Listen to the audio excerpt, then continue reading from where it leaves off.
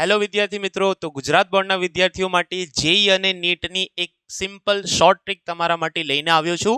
આની અંદર તમે બોર્ડ ઉપર જોઈ શકો છો એક સમઘન સર્કિટ છે જેની દરેક શાખા પર આર મૂલ્યનો અવરોધ, ટોટલ આવા 12 અવરોધ છે. આવો પ્રશ્ન તમે એનસીઈઆરટીની ટેક્સ્ટબુકમાં પણ ઉદાહરણમાં જોઈ શકો છો.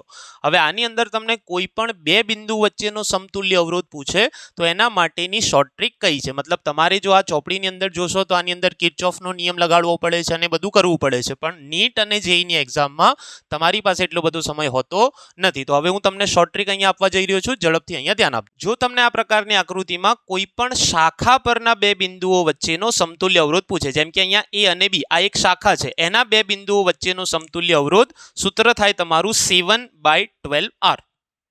જો તમને કોઈ બી સપાટી પરના વિકર્ણનો અવરોધ પૂછે, મતલબ વિકર્ણ એટલે આ એક ચોરસ સપાટી છે આગળની, એનો એક બિંદુ આ મતલબ સપાટીનો જે વિકર્ણ છે એના બે બિંદુઓ વચ્ચેનો સમતુલ્ય અવરોધ થાય 9/12R. અને જો તમને કદમાંથી પસાર થતો વિકર્ણ એટલે કે આ આગળનું બિંદુ અને આ પાછળનું બિંદુ એટલે કે જે આખા કદનો વિકર્ણ છે એના બે બિંદુઓ વચ્ચેનો સમતુલ્ય અવરોધ થાય 10/12R. તો જો તમે આટલું યાદ રાખી લેશો તો એક્ઝામની અંદર તમારો ઘણો બધો સમય બચી જશે. જો તમને આરનું મૂલ્ય આપેલું હોય, આ બધા આરની કિંમત આપેલી હોય, તો તમે એને અહીંયા મૂકીને ઓપ્શન પ્રમાણે જવાબ લઈ શકો છો. ટ્રીક સારી લાગી હોય તો ચેનલને સબસ્ક્રાઇબ કરજો.